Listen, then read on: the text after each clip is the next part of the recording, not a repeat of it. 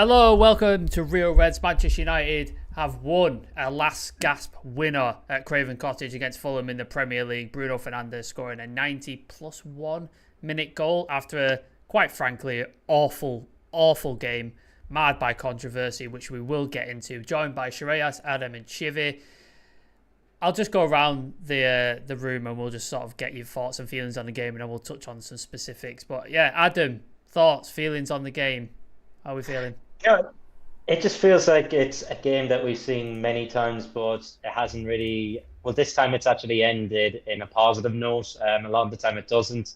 It's a game that pretty much had everything, dubious decisions, to players underperforming. I know we'll get into specifics. But look, we've managed to grab it right at the end, and I am over the moon over that. And I think it's somebody who needed a goal, a big goal, and he's caught, and it's happened. Captain's goal for Bruno. I'm just hoping. I know we keep saying that. We said it after Brentford that this could maybe kickstart it. Maybe we can get a bit of confidence into the camp. But look, I'll believe it when it's. Yeah, I'm not. I don't want to get my hopes up, so I want to see how we play against Copenhagen. But look, I'm happy. Early Saturday kickoff is usually not a good kickoff. It always destroys accumulators and everything it does. It's renowned for that. But we managed to walk away with a victory today, and we can actually smile for the rest of the day at least. You muted, Sam. Sorry. It's Aaron's birthday today, so I'm glad he gets to go celebrate and not be absolutely fucking depressed after watching the shite. But Chivi, yeah, like Adam's just spoke on, like, maybe it's going to be a start of something new. I doubt it myself, but because we've been here before. But like, just touch on a couple of things you noticed that were slightly different of how we managed to get a result in this game compared to sort of past couple of games where we've struggled. Well, to pick up on the last thing that Adam said, he said it's like a positive result, for the rest of the weekend. But there's no positives for me. I didn't see anything positive there. We managed to score. It just came out of Bruno just taking a shot. It didn't come out of any play. The ball bounced around and then he took a shot. It's positive because we have 3 points now, and I'm actually quite surprised that we've moved up to 6th at the moment. On the table, I'm confused because I thought we were like 9th or 11th. Yeah. I'm confused. Another little positive that I also take is that Onana can save. Like, yes, I was going to touch on that for sure. But yeah, go into it now. Talk about it now, Chivi. Go for it. Yeah, so Onana can save. But to answer your question directly, there was no difference. You said, is there anything different we've seen this game that we did before? There's absolutely no difference. It was the same. What I saw that I could say was different was I could tell the players really wanted to play, but the only difference is they didn't know what to do. That's literally it. I think Højlund had 13 touches or something like in the first half. Around that figure, yeah. Yeah, something like that, yeah. So there was really nothing different. It was just the same old crap, and it was one of those games where we just had to rely on individual brilliance, somebody to just shoot and see what happens. And then he took a shot. We're lucky enough for that to go in, but both teams were poor. We weren't as bad as how we were against Newcastle and City, but we weren't that much better anyway. Fulham were great. Fulham didn't really offer much either, to be honest. No. This was on the plate for them. They could have exposed. They could have. Maguire and Evans' lack of pace. They could have, but I didn't see anything different. Just to answer your question. Fair enough. We'll touch on some players. Like, obviously, Shreyas, you can touch on the game overall if you want as well. But there's a couple of players I think stood out in the worst way. I think Anthony was one of them. I think Anthony was absolutely terrible. That transfer is looking more and more like a complete waste of time and a big lot of money waste of time. I thought he was poor. I thought, for the most part, our midfield struggled. Eriksen, sloppy passes not going wayward. He's horrible going backwards defensively, and it seemed like he was playing the 6 at times, which is a baffling decision. Touch on the game if you want, Shreyas, but yeah, I also touch on some individuals that you sort of thought were not great in this game. I think if to be very honest, I really think that, with the whole Anthony thing, it's not going in Ten Hag's favor, especially him. If we actually see Anthony, he's one of Ten Hag's main players in this lineup. Like we've seen Ten Hag rely on Anthony in one of the worst situations that if there is any worst situation in the game, he actually relies on Anthony to actually pull us out of it. And with the kind of performances that he's been pulling in, it's a big question mark. Of course, the price tag isn't really on him, but there is a basic level of expertise that you must be expecting from a player who's come in, who's been playing in that position, who's the manager has actually backed that player to quite an extent over other players who've been present in the lineup. And to be fair, last season, if he pulled something like this, I would still say, he's still integrating. It's still his first season, but now he's had an entire full season to actually be in the Premier League. It's high time that he starts performing now. And I think with the kind of opposition that was in front of him today, he should have done much better. Like against Fulham, you expect, these players to, especially players like Anthony, to actually find their confidence, find, their groove on the field. But he just wasn't in the rhythm. At moments, even when he tried to move forward, I don't know why, but he just he tends to slow the pace of the game down. He just takes the ball in his feet. Fulham were able to reintegrate their entire defensive lineup back into formation, and then the entire attack gets killed off. And I think one of the biggest reasons why we don't see Højlund as integrated into that attack is because we just don't, click things fast enough for Højlund to actually have the, the amount of, ball retention that we want him to have, because he's probably one of the only players moving forward who actually can have, ball retention at a very good pace and actually do something with it at the same time. But having players like Anthony who just tend to, slow the pace of the game down, and after that just go in with a backward pass, it just kills the entire morale of an attack. So Anthony, I think it's some big calls need to be made, especially in the attacking lineup, and I think Anthony is going to be the first one who I'll go into. Except that I think the midfield was once again just really imbalanced. Like going up against Palhinha, we just didn't have enough firepower in there to actually match up with it. I think Palhinha had an incredible game against Bruno, McTominay, as well as Eric. He's such a good player. He is. He's like, if we could get him, I would, buy him in an instant. He's a fantastic player, and I think Fulham just knew how to counter us in the midfield battle. Because if you look into, three of our midfielders, none of them are in form, and with the kind of positions that they've been playing, McTominay can't work in the 6, Eriksen can't work in the 6, and Bruno can't work as a 6 either. So they knew how to counter us, and the way they deployed Palhinha in that role, it just swarmed us a lot of times. And the biggest problem was that during the first half, we had a lot of the ball. It wasn't that Fulham were biting us with possession. We had a lot of the ball. We were just doing nothing with it. We were just pinging it around from the right-hand side to the left-hand side, playing it centrally, but we weren't really moving it forward that quickly to actually make any problems to the opposition side. And that's why I had a big question as to why Mount wasn't played in this game. Because if you're just going to be deploying certain, players just on the basis that, as Ten Hag says, that I'm picking them tactically, I don't see why Mount could be any worse than the, players that we picked today in this lineup against Fulham. But I think that I would have actually been going with a draw. Looking at that, lineup, I would say a draw is actually going to be a very good result, because the kind of players that Fulham have to offer, they could have countered us perfectly. They were just not at it, and I think they missed a real good opportunity of getting 3 points against United today. Yeah, I agree. Let's talk VAR, lads, because that is the early talking point of this game, and it looked like it was going to mark the game completely if it did end up in a draw. Eriksen plays the ball in from a free kick, I believe, into the box. Harry Maguire stretches for the ball, doesn't get there. Scott McTominay's there, puts it.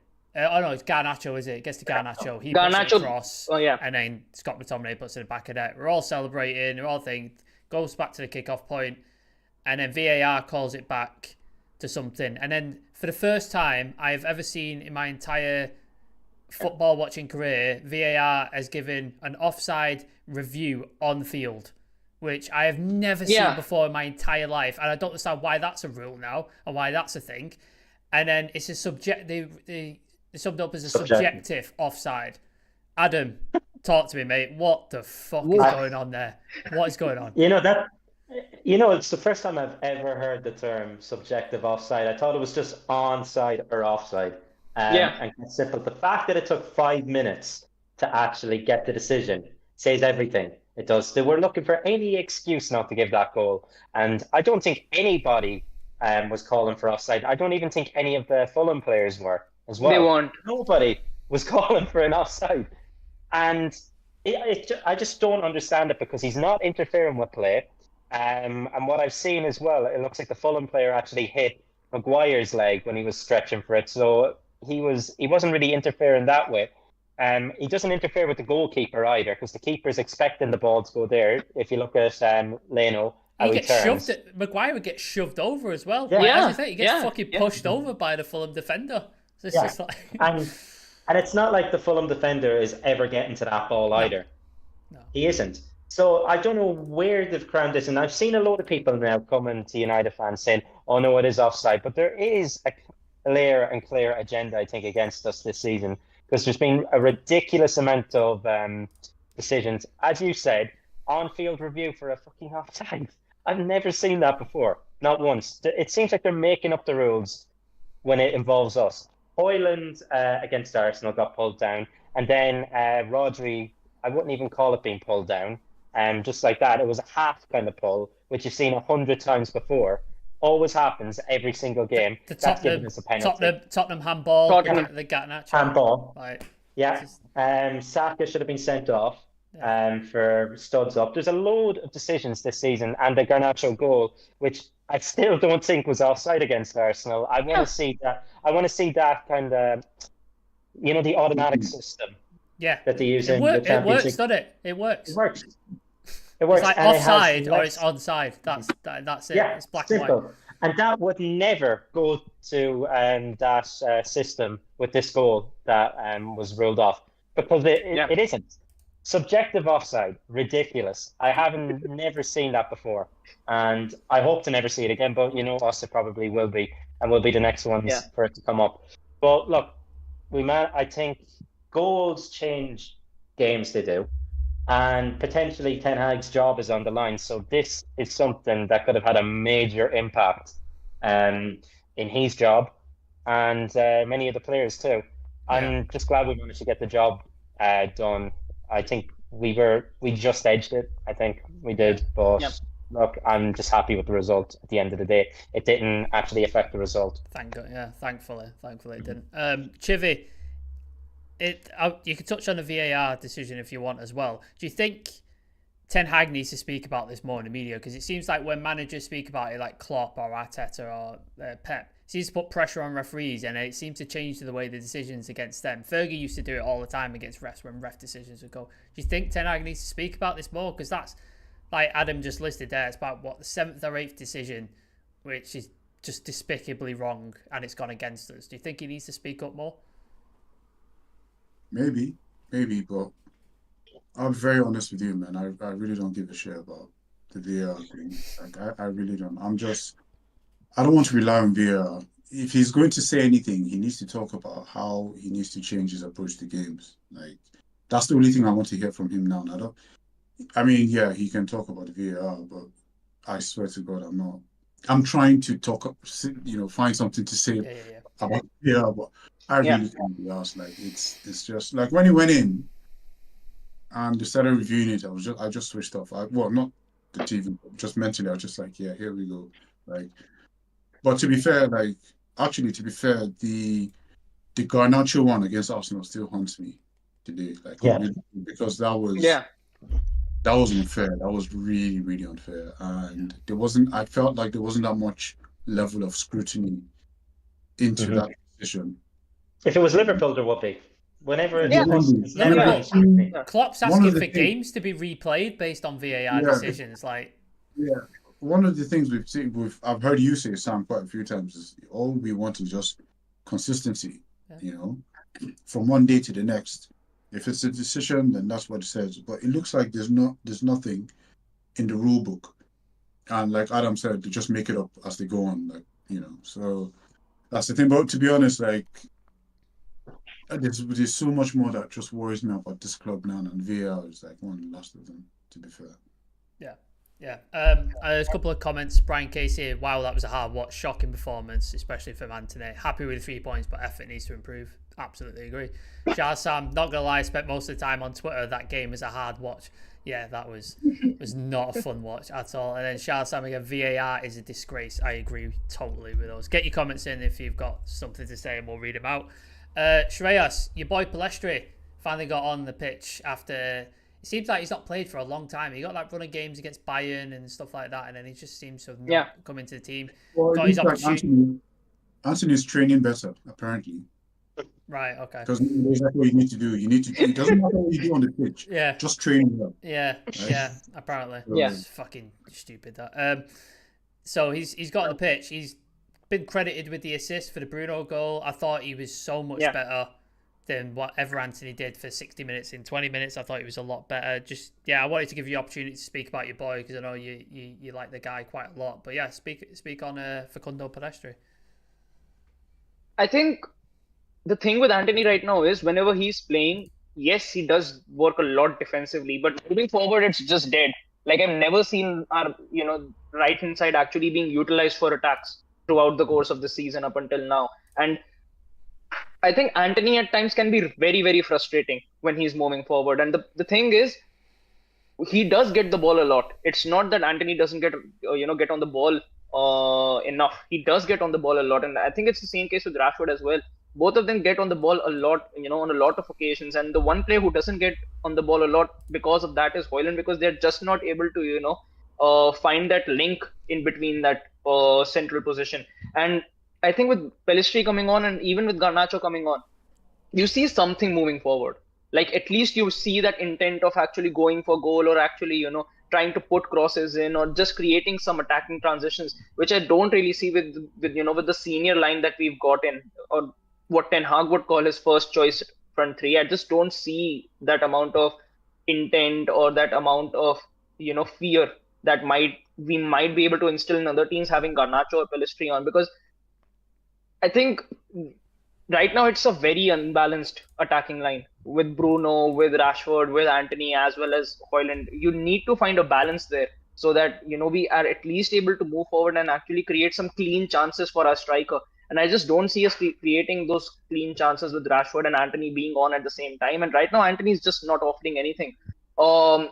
If it's just for, the defensive things that he actually brings to the table, I think Pelistri has been doing the same job as well.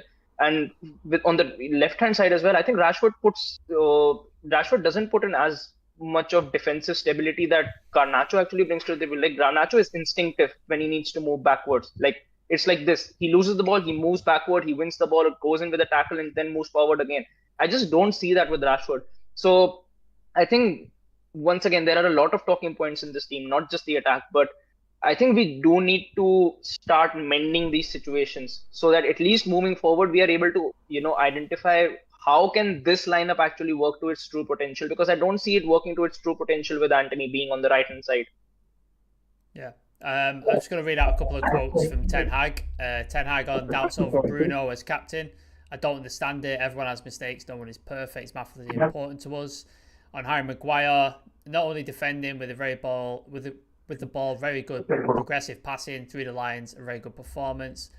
And then I disagree with this one, but this is what he said. It was a solid performance, a base and a foundation we can improve on. I disagree with him that it was a solid performance, but it is what it is. Nick's in the chat. Manchester United have failed to create a chance for Rasmus Højlund in the last 160 minutes of Premier League football. That is a damning stat there. Yeah. Adam, it's a thing though. Why did it take so long for us to actually cross the ball into the box? That Dallo cross into Martial.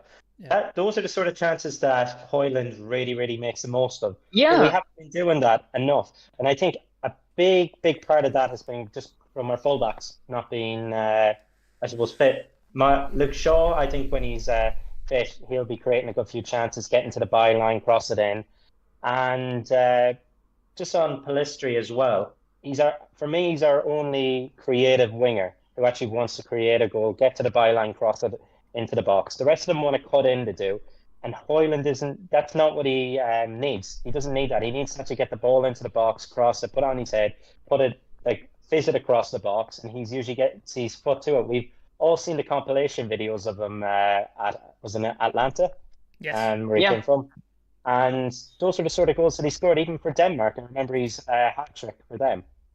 He kept getting across the box. He didn't. We're not doing that enough. You got to use him to our strength, to his strengths, and we're not doing that enough. We're not. So, well, this is a perfect segue for. There's 30 people in the chat. Shout out to everybody in the thing. But your chat's quiet, man. Get some comments in. Get some questions. I want to see some activity. Eric Ten Hag's also said, with all respect, did you see last season? Everyone knows why we can't play a style. We have so many injuries, you have to be more pragmatic. But I've always said there's not an excuse not to win games. What are your thoughts on that statement, Chivy? Because I know you've been a big thing about like certain style of play and why certain players are getting in ahead of other players, despite the fact that they're playing poorly, and manager decisions in terms of personnel. Like, what are your thoughts on that statement that Ten Hag just said?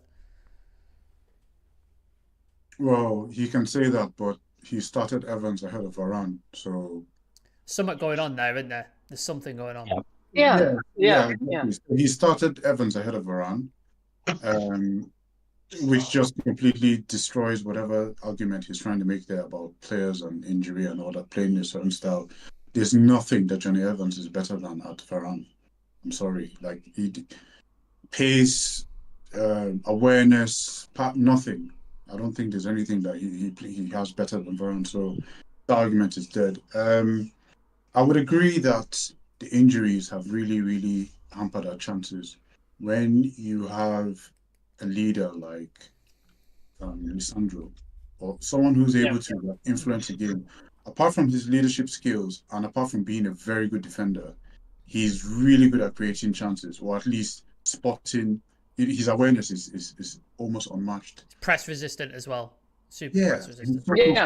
So I can understand that in terms of how that sort of influences our play, because he actually makes the players around him a lot better, because he makes it easy. They don't have to worry, did it? They don't have to worry. Yeah, just do the simple things. He just makes it easy for the players around him to keep it simple. Like having Paul Scholes in the fence. Exactly. He just makes the rest of the tick. Yeah. And then we're also missing Luke Shaw as well, because Luke Shaw can play centre back as well as left back. And when he cuts in, one thing that really impressed me about Luke Shaw last season was whenever he cut into the midfield, he looked natural there as well. So he can play a number of places. So I do agree with Eric Ten Hag on that note in terms of injuries.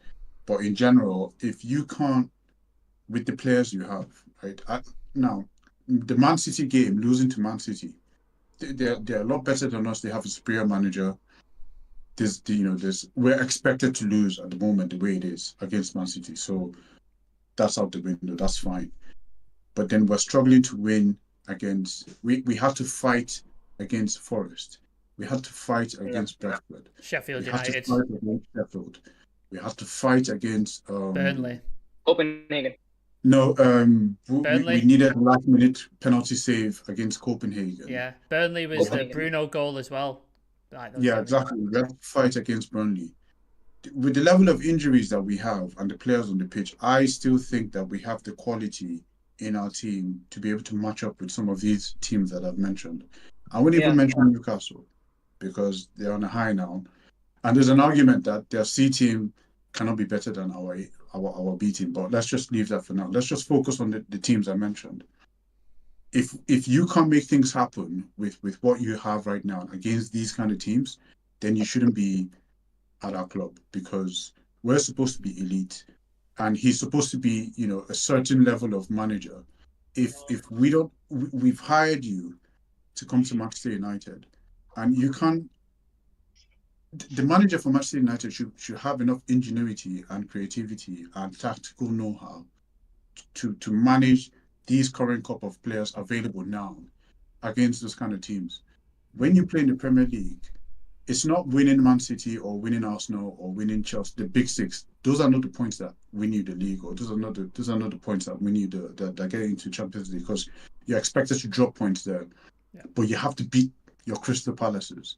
You have to beat your Wolves. Those are the teams. That's your bread and butter. Those are the 3 points that you cannot lose, because those are the ones you've already counted for already. So if he's going to keep talking about the injuries and stuff like that, I'm losing my patience with this guy really, really fast. But I can't. He has to fix it. I can't see anyone. I can't see us going for anyone else. So we have to rely on him to fix it. And I'm hoping that he's able to just see what's. It looks like everybody else can see it apart from him. And I'm just hoping that he just sleeps, has a dream one day, and just like wakes up and be like, oh, all is forgiven, and then just try a different approach or just go back to what we did last season, because it ain't working, man. And Bruno Fernandes has bought him an extra 72 hours. Yeah, we've got Copenhagen on Wednesday. It's quite worrying because it's like there's a couple of players and you think they have to play it if they're fit. Varane, like you just spoke on, there's something going on there. I know there was rumours that he was very unhappy about being left out for the derby against Manchester City. Maybe there's a rift going on there or something. I know James from the Muppeteers sort of hinted at something on Twitter. I'm going to try and get him on the channel just to see what he can tell us. And there must be something going on with Mason Mount as well, because that's a £55 million signing that he's brought in during the summer, and it was supposed to be key to his sort of priority rebuild signing and style, and he's not playing. He's coming on for 10 minutes at the end, 5 minutes at the end. Is that one of you, Shireyas, that there's a guy there that he's signed and made a priority signing and he's not playing? Exactly, because the thing that was being quoted since the start of the season, before the start of the season as well, was that Mount is key to his plans for this season. Like, he made him a priority signing. He signed him before a new goalkeeper. He signed him before a new striker came into the doors as well. So for me, when the season started, I expected Mount to be a player who would be starting for us week in and week out. And right now, I really don't see a good explanation as to why he's being left out, because he can play right wing and he can do a much better job in that position than Anthony actually being deployed in that role, or Bruno being played off the right. I think he can be more natural on the right hand side and be that sort of creative spark that Højlund needs in this lineup. I think the bigger reason as to why he's, this conversation is going on right now is that Bruno is not performing to the best of his abilities right now. I think he's in a very rough patch, and you would expect someone like Mount to actually come in his position for this time at least, till that competition actually comes to a bit of a similar level. But he's still not getting enough minutes on the board, and I think he's only got a full 90 during the Carabao Cup, during the League Cup. That's it. He hasn't had a full 90 throughout the course of the season except the League Cup, which is something that is very, very worrying for me, because I think we could play a better football having Mount in this team instead of having Scott McTominay in this team. I think he can offer a lot more in midfield than what Scott McTominay offers us. He's got much more ability on the ball. He's much more creative. He's actually got a decent passing range and vision. All of those abilities that McTominay doesn't possess. And McTominay hasn't been showing up for us for quite some time now. Has been conceding stupid penalties as well against the likes of Sheffield, against the likes of Copenhagen, that could have cost us the entire game. So personally, I think the Mount situation is worrying. And like Chibi mentioned as well, like all of these managers that are still present in the top six, they've had these injury issues, but they just don't rely on one play style for the entire course of the season. If you have an injury crisis and you know that you cannot play the best brand of the football that you want to play with this team, there must be a contingency plan in place for you to go back on that. Maybe when Varane comes back and maybe when Lisandro comes back and Luke Shaw comes back and Kobe Mainoo is available more, Casemiro comes back into the lineup, I can once again go to this high energy, high pressing and transitional style of football. But till the time that I've got the likes of Amrabat and Eriksen and McTominay and Bruno, no Malacia or no Luke Shaw, no Lisandro, just go to a different brand and just stick to it till your first 11 actually comes back in, because we all know the kind of impact that Lisandro has on this team and Luke Shaw has on this team. They're practically the leaders of that back line, and having those as losses has been, we have felt that, and we know why things are tough right now, in that back line. But you need to be shifting. There needs to be a change in the way we play, and I haven't seen that change throughout the course of the Champions League or the Carabao Cup or even the Premier League. We're just playing a similar style of football, which is costing a lot of our better players who are actually, I would say, throughout in these 11 players, there are maybe a couple who have been performing better, but I just think that because of the way that we are playing, it gets overshadowed right now. No, totally agree. UTFR, how the fuck are we 6? Chivy mentioned that. I have no idea how the fuck we're 6. Don't Even get if it. Newcastle win, they're just 2 points ahead of us, I think. Yeah, mental. Absolutely mental. Nick, Anthony for 85 million, laughing. UTFR, Mount Palestri and Van need to start against Copenhagen, and Varane's been been at Sancho's playing FIFA. Jesus Christ, I hope not. Can you imagine? I really don't get what is the situation with Varane, because in no world I would have expected that Johnny Evans would be the player who would be coming in for someone like Rafael Varane, because I think when he's fit, he's probably one of the better centre backs in the Premier League. Yeah, there's something going on behind the scenes, like there's been a falling out or something, because there's no logical explanation, like Chivy said, why you play Johnny Evans over Varane. Just isn't, like, there isn't there. So yeah, it's interesting. Last question, and then we'll head off. We've got Copenhagen on Wednesday in the Champions League. We'll start with Adam, and then we'll go straight at Chivy.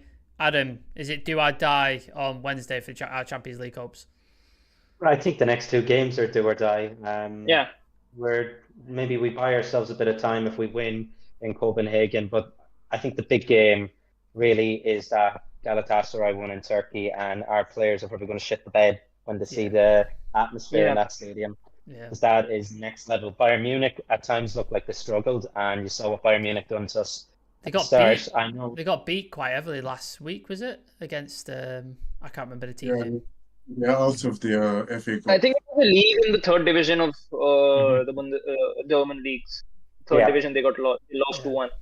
So what I'm hoping is, at that point, if we're still in the grabs, that we have to beat Bayern Munich in the last kind of game, I hope they're automatically qualified. They finish first, whatever, in the group, and they can field a weak side. That'd be the ideal situation. But for me, it is do or die on Wednesday night, and then 2 weeks later, or do we have an international break? Probably do. Seems to be that many of them. But Wednesday is the game. We bought a bit of time with the Onana save, but now it's on to Copenhagen. And if they play like they did at Old Trafford, I am worried. Yeah. Chivy, how are we feeling looking ahead to the Copenhagen game? The shaking the head says it all. Say less, mate. Say less. No, because I really want to be positive, but it's hard to be, because the reality is that I don't see an out. I really don't see an out, because after City and Newcastle, I expected to see some kind of change in this game. And when I say change, I mean change in performance. Yeah, no, well, not performance, just a tactical change. Yeah. I just want Any to see. change. Sorry? Any change for that matter. Yeah, just a tactical change, not the performance, nothing. I just wanted to see that the manager had thought about what had happened, and in response to what had happened, I'd made a tactical change, and I didn't see it, and that just fills me with more and more dread. Because like Adam and Shrez already mentioned earlier, and I'd mentioned this ages ago to you guys, that when you look at Højlund, he's got Rashford or Garnacho on one side of him, he's got Anthony on the other side of him, and he's got Bruno Fernandes on the other side behind him. These 3 players are literally the same type of players, and what I mean by that is selfish players. Exactly alike. They're instinctive players. They're instinctive. They think about the goal first before trying to. They will not create chances, right? The thing with them is, like, they're thinking of the goal, and then when they realise they can't get the goal, they can't shoot, is then when they're thinking of pass, but it's too late. It's too late to fucking pass. They're not good with scanning. They're not good with scanning their box. Yeah, and also they're terrible decision makers. Terrible, all 3 of them. Yeah. Maybe Garnacho a little bit better, but Rashford, all of them are terrible. So when you're surrounded with those kind of players, I don't see anything happening. I really don't see anything happening. If you look at City, you've got Bernardo Silva is trying to see who he can get the ball to score. Yeah. Jack Grealish is watching for who's running behind him or who's in.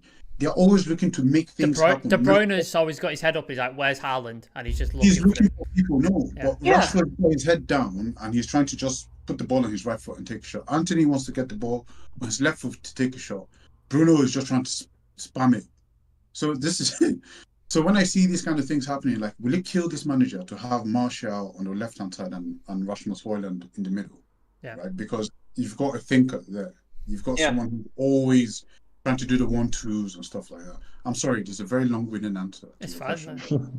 I just wanted to, I didn't want to lose that train of thought. So this is the reason why I don't see any hope in us doing anything, because it's going to be. There's the clip. There's the clip. It's just Jimmy going, I don't see any hope. I don't see any hope. This is why I don't see anything happening. Because it's more of the same, and I don't see any indication that we're going to get any different from this guy. And this is why I'm numb at this point, completely numb. Final word, Shreyas. Do or die on Wednesday? Yeah, it is. Once again, I think Copenhagen, we might still nick the 3 points, but going away at Galatasaray is not going to be easy at all. It's a very hostile atmosphere. It's not a crowd where you can play comfortably against. And we all know that, the kind of mentality that we've got with these players. In the kind of environment that Galatasaray would have in their stadium, a lot of these players, I don't think they won't be able to turn up there. I think even if we win against Copenhagen, our best bet in this group may be to get third spot, maybe. If they score first, if Galatasaray scores. It's over. Yeah. It's over. Yeah. It's over, because the thing is, even at Old Trafford, they just ripped apart. They just completely ripped apart. And even though we had a lot of the ball in the first half, we were just doing nothing with it.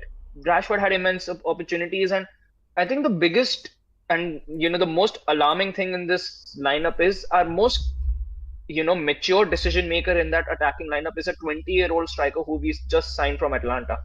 Yeah. No one else. Worrying. Really, really worrying times for Manchester United in a minute. So I just thank everybody who's been in the chat. It's been loads of people. Last couple of comments and then we'll get out of here. UTFR, we've got to back the manager. We've got to give him the chance to work on a real footballing structure. Hopefully Sir Jim Radcliffe is going to implement. Fingers crossed. Shah Sam, echoing Chivy's sentiments, we need to try Palestri, Hoyland and Martial up front.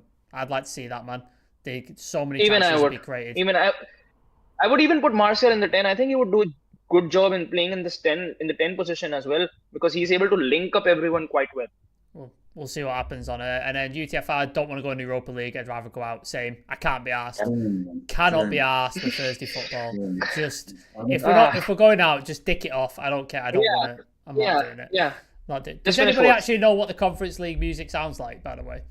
Remember, we were trying to find that out last. Did you try to find out? Yeah, I no idea. No idea. I don't want to hear it either. But yeah, lads, thank you for coming on. Appreciate your time. Appreciate it. I know it's been a bit, as Adam throws his phone away. I appreciate your time. Appreciate you coming on. United have won 1-0. 3 points, and the most important thing, performance really worrying. Yeah. We roll on to Wednesday. There'll be a bunch of content out that follow up to that game.